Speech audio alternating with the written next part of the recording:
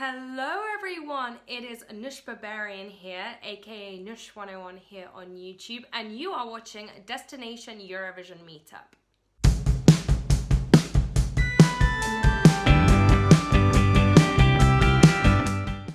Okay, let us move on to the questions.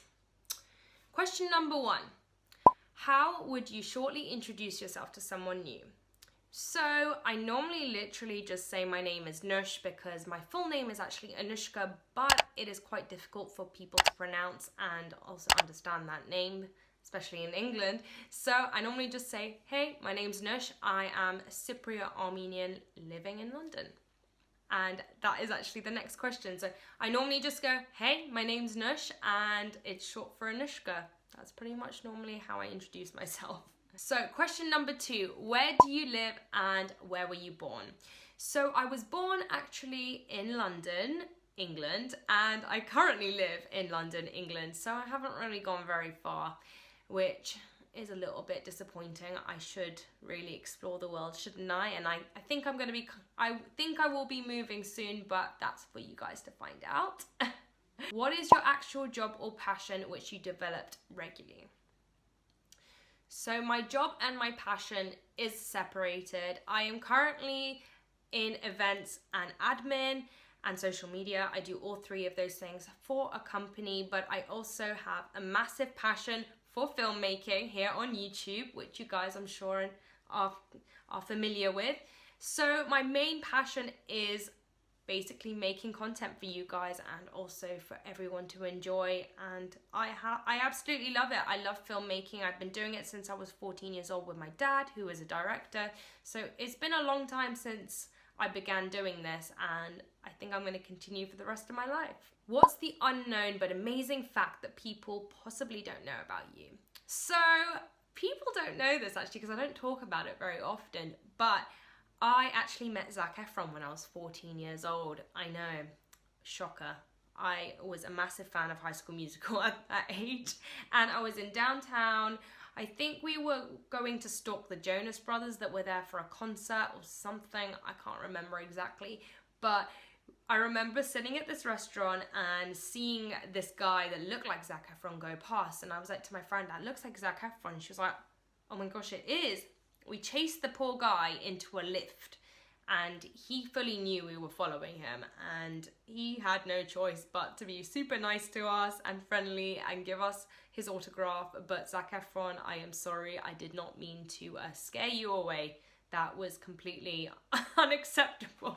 What was I thinking? But yeah, I met Zac Efron when I was 14 years old. Anyway, moving on to question 5. What is the most positive and negative trait of your character? So, I don't know if you guys can tell, but I am a very smiley, positive person. I don't think I really put out any negativity in my life. Normally, I try not to anyway. So yeah, I'm a smiley, happy person, and that would be probably my best trait, I would say. Negative trait, which is something most people don't see about me, but I am quite fiery. I do have red hair, which would make me naturally quite aggressive. No, I'm not aggressive, but if I've had too many tequilas, I can get a little bit feisty, and that is something that I've been trying to work on my whole life. It is hard, but I'm getting there, and it is something that I think everyone has something that they want to change about themselves, and yeah, my anger would definitely be my main negative trait. Question number 6, which meals can you not live without? So one of the biggest things during quarantine that have been really difficult for me is not having sushi.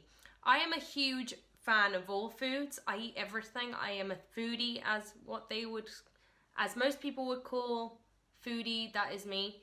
I like everything. I would eat anything. I don't think there's anything I don't like.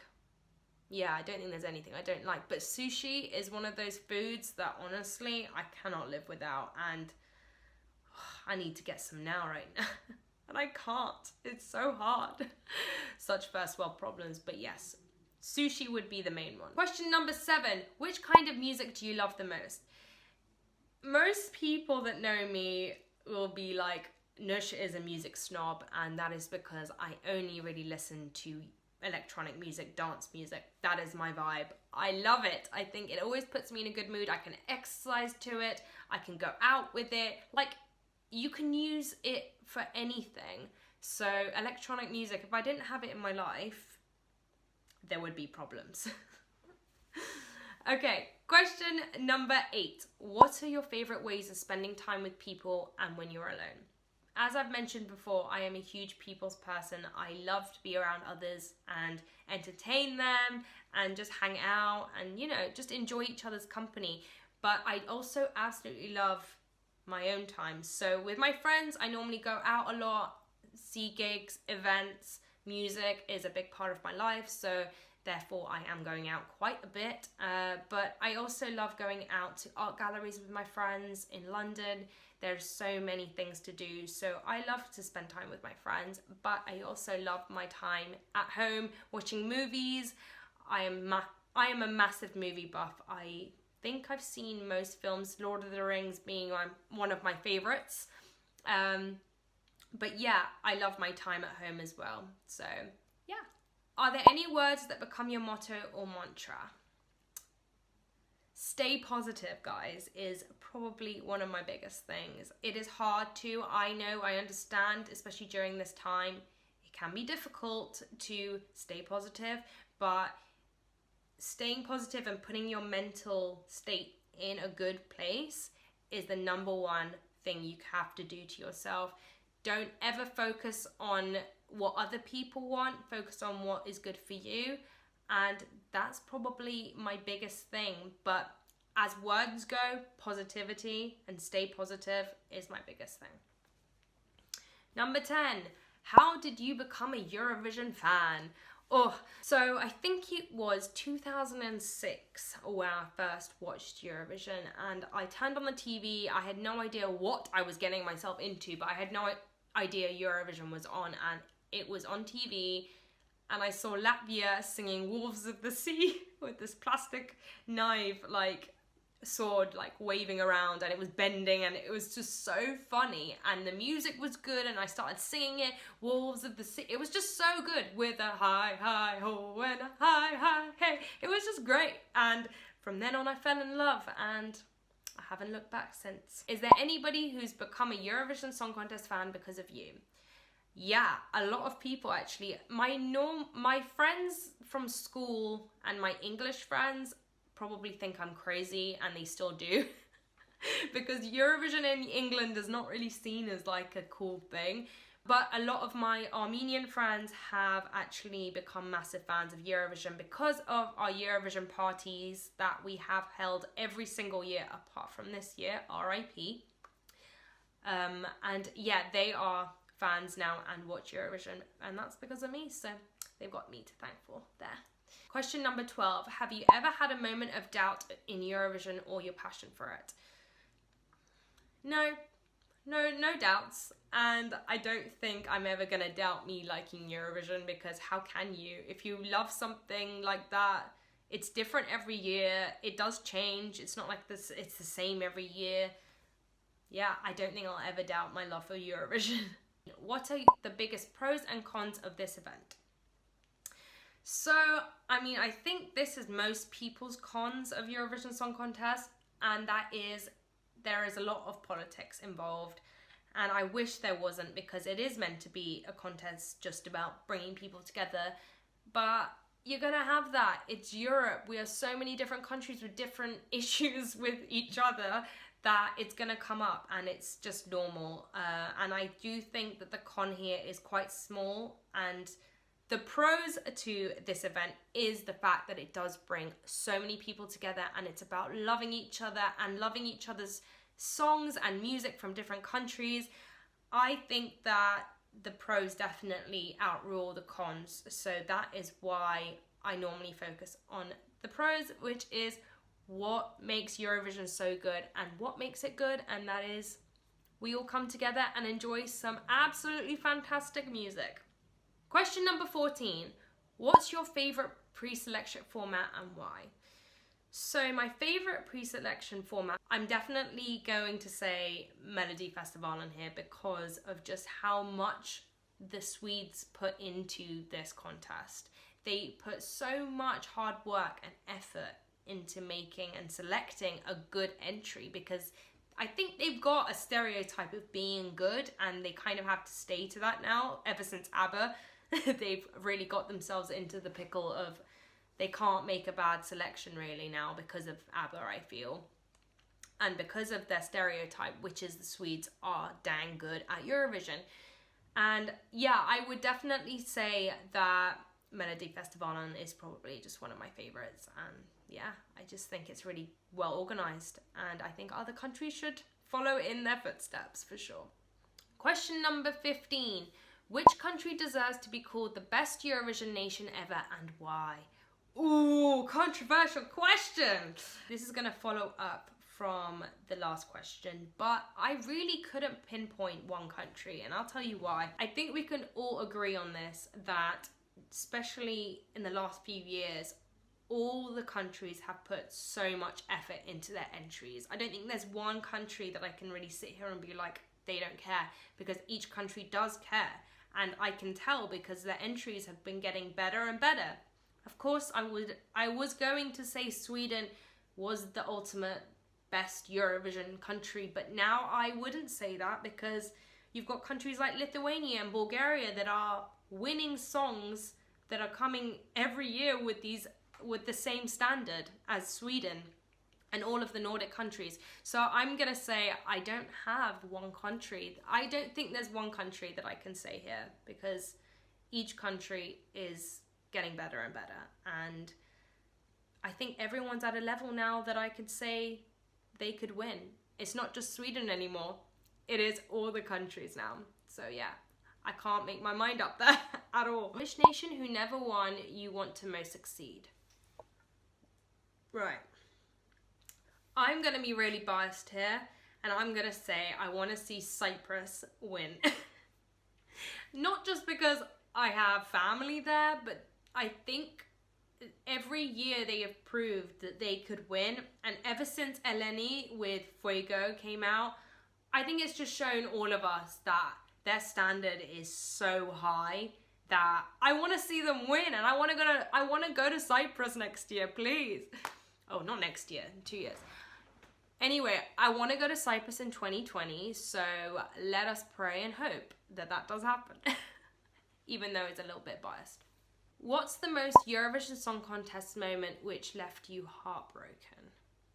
Oh, this one always comes to mind. That is actually Suri when she was singing for the United Kingdom in 2018. She had that guy come on stage and say political stuff on live TV, and the poor girl, she looked so terrified, but she continued on and was a trooper in it. And I know I come from the United Kingdom, and I'm gonna be a little bit upset that she didn't do as well, but I think her song was just so good. Like, Storm was such a great song, and that guy really did ruin it for her and her experience at Eurovision, so I feel really bad for her, and it was very heartbreaking to see that happen, and scary, because that invader should not have been there. Okay, let's move on. Do you remember a Eurovision moment which made you feel indescribably happy? Yes. A lot of the time. In fact, I don't think there's one Eurovision that I watch and get upset, because Eurovision is just such a happy contest and time of the year that it's hard for me to just say one thing that's made me really, really happy. But I will say, which one? I've got so many. I think it would be Fuego. When Eleni nearly won with Fuego, it didn't really bother me that, I mean, it bothered me that she didn't win, but the fact that she did so well for Cyprus, I felt so proud of like my heritage and my background, and because Cyprus is such a close country to me, I felt so happy that she did so well. And yeah, I think that was probably one of the happiest I've ever been in Eurovision, when I heard Fuego, and the song was just so good. How can you not like that song? Honestly, how can you? Which 3 Eurovision artists do you adore the most? So I'm definitely going to put Verica Serduchka in there, because, I mean, Lascia Tumbai. Oh, it's just such a good song, but also he is so funny. I mean, Verica is just so funny, and the comedy that comes with, you know, his character is just so amazing and so iconic for Eurovision that how can he not be in my top favourite? Second would definitely be Måns from Sweden with Heroes. I mean, amazing song. And of course, I'm going to put Eleni Fuera in there because Fuego. Yeah, let's not sing that. Question number 21. If somebody would ask you about the best and worst edition of the contest, which ones will you choose and why? It's a really hard question. This is a really hard question. I can't really answer it because there is so many great Eurovision contests that we've had in the past that it's hard to say what's the worst and the best. But I'm definitely going to say 2015 was my worst because I did not like that many ballads. I was sleepy at the end of that. But I will say my favourite is 2012 just because of how many ethnic acts there are. There was so much, you know, like fun entries that year. And yeah, I think that would have been my worst and best for sure. Yeah, 2012 was definitely my best and 2015 was my worst. How you figured your actual role in the Eurovision fan base?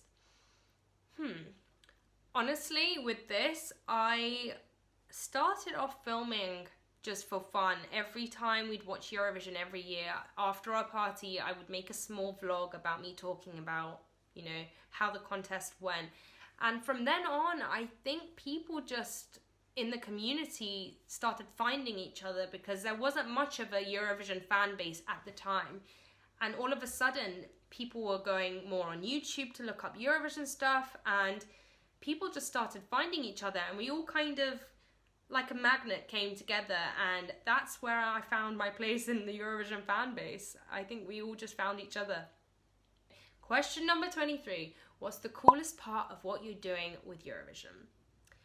To be honest, it's meeting all of the Eurovision fan base. I am so fascinated to see that there's so many people that have the same passion as me. I had no idea that there was people out there until, as I said, and I started finding everyone online. But it is so nice to see us all connect and talking about the contest and being there for each other. It's so nice to see that, how loving the Eurovision fan base is and how we are a massive family. And yeah, I think that's probably the best thing about what I do. What's your Eurovision bucket list and how many points you still need to achieve? My Eurovision bucket list would be, I would like to actually go in the first place to Eurovision one year. I've never been able to go, and that would be one of the things that I hope to do at some point every year, because I do love Eurovision that much that to be able to go every year would just be absolutely fantastic, and to report on it would be even better. So becoming like a Eurovision reporter would be my ultimate dream, because who wouldn't want to do that? But yeah, that would be my absolute bucket list. But I would like to see countries like Lithuania and Bulgaria doing better and better every year, and even seeing countries like this win would be absolutely amazing in the future. So yeah, that's what I would say for that one. Question number 25, which is our last question, guys. How do you love to be remembered after many years of Eurovision fans community? I would love to be remembered as the crazy Armenian Cypriot that loves ethnicity and loves ethnic, fun, dancey songs. I love to boogie, and I think a lot of us like to party, and Eurovision is a massive party in the end of the day. I would love to be remembered as that person that just likes to bring the party and fun and loves all the ethnic songs out there, because I do, and I genuinely love hearing all the different cultures from the different countries in Eurovision Song Contest. And yeah, to be remembered as the fun, dancey, song-loving girl would be an ultimate dream. So yeah, that's what I'd say for that. And that is it. That's all my questions, guys. I hope that answered a lot of your queries there. And yeah, it was lovely answering all your questions, guys, and don't forget to go subscribe to my channel. It's very important. It is Noosh 101 if you didn't know. I do very exciting Eurovision videos and content, so go ahead and do that. And yeah, guys, I'll see you later.